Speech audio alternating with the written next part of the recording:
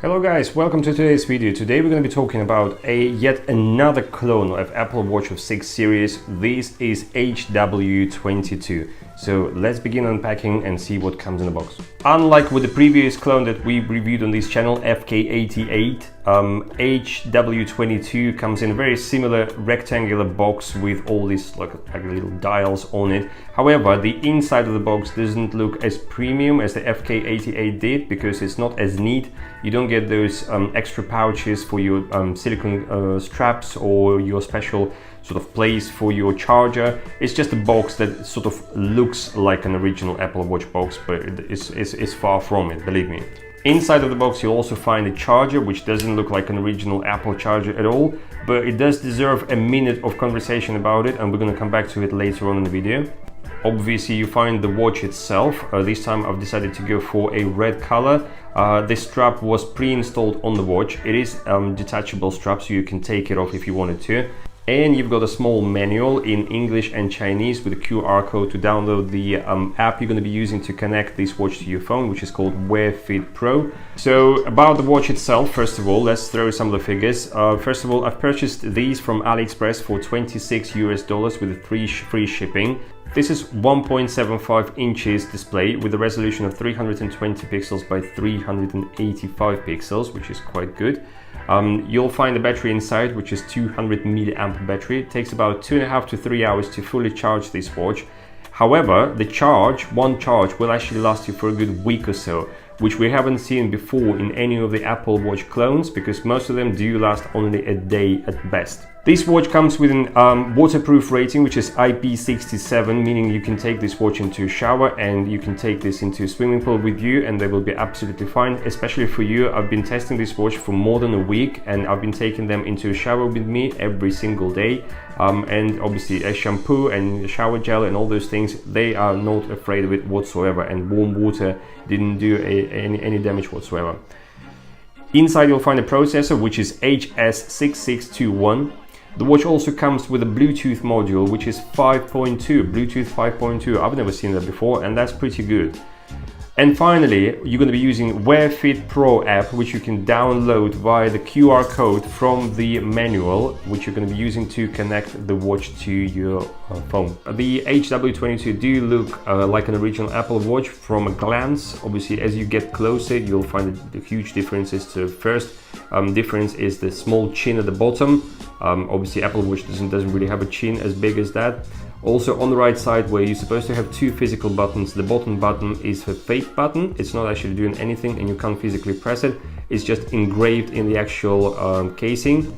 The crown, however, works, and it works pretty well. It works for push. It also works for rotation, so that's pretty decent. On the left side of the watch, you've got a speaker grill. This one is actually a fully working speaker grill because it's got two openings, not like usually done, whereas one is a fake, the other one is completely open. And at the rear of the watch, this is all glass. You've got your 2 pins for charging. These 4 dots around, these are the LED lights which light up to help those sensors in the middle to take measurements. I will mention just in case that sensors on this watch are complete rubbish. They are so far from being accurate, it's just incredible, but we will talk about that later on. And the final thing is, being a clone, once again, there is no locking mechanism for your straps, so therefore if you're not careful enough, this strap will come undone. I've never experienced that in a week's time since I've been testing this watch, but it would be nice to have the little locking mechanism which you do get with the real deal. So let's jump into the inside world of this watch. So first of all, if you scroll from top to bottom, the first icon that you will see is a little phone with a Bluetooth symbol on the top. That's what you're going to have to manually turn on in order to receive or make phone calls. So the second icon is not actually your screen brightness, but if you press that, that's your always on display. I've never seen that in clones before, but you do get that. So if you press that, your screen will stay continuously on. Obviously, the battery life will decrease immensely, so you can only expect to see your watch to be sort of working most probably just for a day, not more than that. And the obvious thing is you're gonna have to go into your settings and you're gonna have to lower the screen brightness right down in order for your watch to actually survive a day. Otherwise, they're just gonna discharge very, very quickly. And if you don't want your screen to be touched accidentally whilst the screen on, like an always on screen option is turned on, you just press that lock. Then your screen will be locked and you won't be able to touch it. And to unlock the screen, all you have to do is just press the crown for 3 seconds. You'll see the indication that lock has been dismissed, and then you can use your watch again. You can turn your watch on and off, you can jump into settings, and you can turn your flashlight, which is done like that. So it just illuminates the screen and you can find your way in a dark environment if you need to.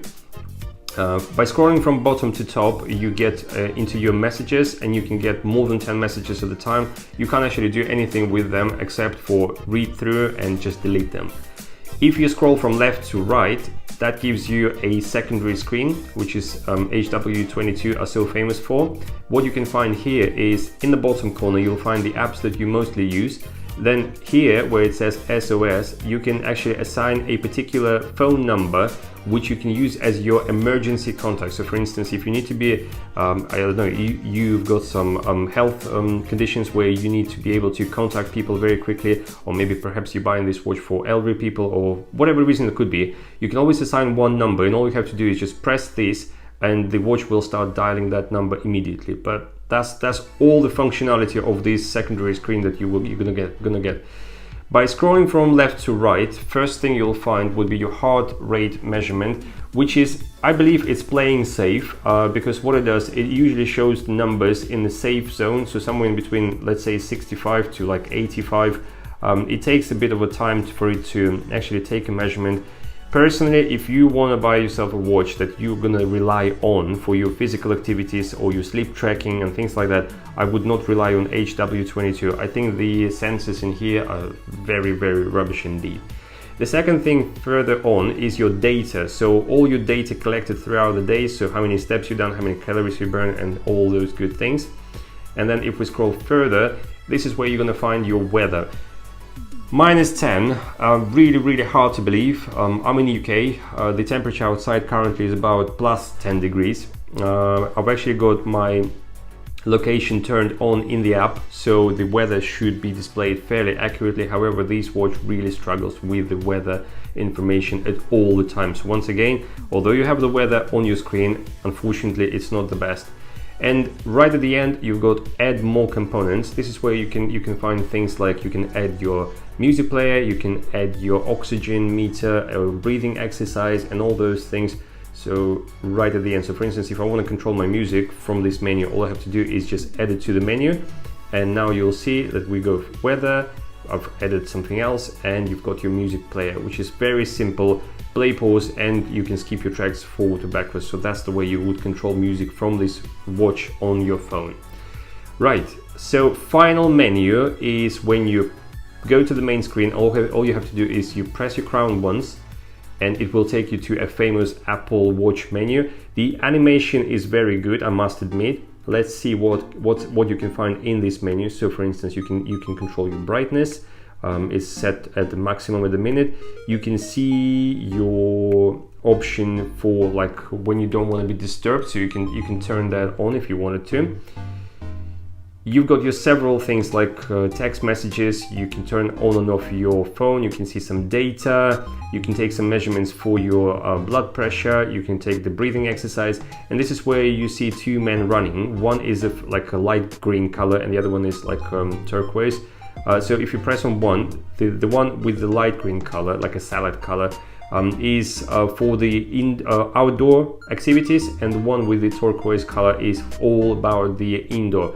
They are duplicated, so it's exactly the same thing. So you've got outdoor running, outdoor cycling, open water field. I don't know what's wrong with the translation, but that's basically your swimming pool. Sit-ups, you can do your walking, mountaineering in outdoor sports and all those things. So you've got two options, indoor and outdoor, and once again, because you've got the swimming pool option, that means that you can take this watch into a swimming pool with you and they should be absolutely fine.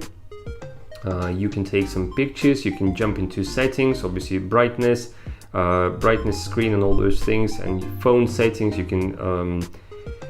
You can just do all sorts of good things with it. And the final thing I'll show you is how many languages in here. So you've got English, you've got French, Deutsch, Spanish, Portuguese, Russian, excuse me, I don't know what language that is, but then you've got Polish, Italian, and pretty much, I don't know, lots and lots of other languages, and you can change them in your watch as well, which is quite convenient. You also have a little stopwatch, convenient, and you got your timer. You can set your timer, and you can actually exit the actual timer, and the timer will work in the background, which is quite good. And this is where you would dial the number, but you have to be connected to the phone. I'm not connected at the minute, but this is where you can either scroll through your phone book, so you just press that phone icon there. You can scroll through your phone book, or you can just dial the number manually. I think it's a good time for us to actually jump in, and I'll show you how the voice sounds. Right there. So I've got this watch on my wrist, very close to my face, as you would probably if you had a conversation somewhere outside. I'm talking in a quiet environment, and if you're going to be talking to someone, that's how they're going to hear you through the watch. So it's up to you to decide whether it's something you have to have on your watch completely at all. I'm not one of those people who would talk on their watch, so it's not an option for me. Right, so now would be a good time for us to jump and have a look at the Wear Fit Pro app, and we're going to come back and we're going to summarize today's video. So we're going to just jump in. The first page always shows all the information that watch managed to gather about your health, how many steps you've done, how many calories you burned, how many miles you traveled, and all those good things. The second page is your exercise tracking. First thing I will mention is if you're going to be tracking your exercises, do it either from your phone or your watch only. Don't try to do it on both devices at the same time, because otherwise it's just not going to record nothing. The third page is where it says equipment. This is where you can see how much of a charge left on your watch. You can also see some brief information. So things that you can set up from this page is weather reports. You can turn them on and off. They are rubbish, they don't work, but you can turn them on. Perhaps maybe in the future updates of the software, this problem will be eliminated, we'll see. You can set your alarms, which is very convenient. You can take pictures in case if you want to leave your phone on a tripod, and you can use your watch as a remote control for that. In other settings, you can turn on and off your option for heart rate measurement 24 hours a day, or you can just turn this option off. You can turn the option for a screen to be turned on when you raise your hand up, and you can also choose between 12 or 24 hour formats if you need that sort of thing. For notifications, this is where if you want to receive phone calls and you want to make phone calls, you have to turn it on. You can also receive text messages, you can receive information from calendar and all these social media. So if you need, pause, have a look and decide for yourself. You also got a health reminders, things like, for instance, if you sit for too long or you haven't drunk enough water today, if you set these options, your watch will remind you to do those things. So for instance, stand up and walk around or drink some water. You can find your device if you've lost it. You can add your favorite contacts. And now what we will do is we'll jump into our favorite section, which is watch faces. So I'm gonna click on all. I'll scroll down so it just can refresh the full list of the watch faces, which is just there. And what I'm going to do now is I'm just going to scroll down slowly. If you need, just pause and have a look at the watch faces that are available currently and make a decision whether you're happy with it or not. Personally, I believe that if you have more than 5 watch faces available, it's a great success so far. I just want to jump through some of the positives, some of the negatives of this watch. So things that did impress me. First of all, it's the battery life. As long as you're not using always on display, the watch will last for a good week and a half. The screen looks really good. I did enjoy using this screen and I do like the animation. It's nice and smooth. The IP rating IP67 is being proved. It's working, so it is waterproof and I'm quite enjoying that. Things that I did not enjoy that much would be the fact that obviously the speaker is fairly quiet, so in loud environment you won't be able to talk to your friend or to your members of family because you wouldn't be able to hear them. They will be able to hear you, however you won't be able to hear them. Another thing is the strap, because that doesn't have a locking mechanism, the straps do tend to sort of slide around a little bit. The absence of the physical button is just it's another big no-no. I don't think it's very nice. And the sensors are absolute rubbish, because not that they don't actually take proper measurements, but things like, for instance, your sleeping record, when you want to see how many hours you slept last, most of the time they do show an extra 2 hours or an extra hour, but whereas in fact you actually just laid in your bed watching YouTube for that time. So for that matter of fact, I'm not really impressed.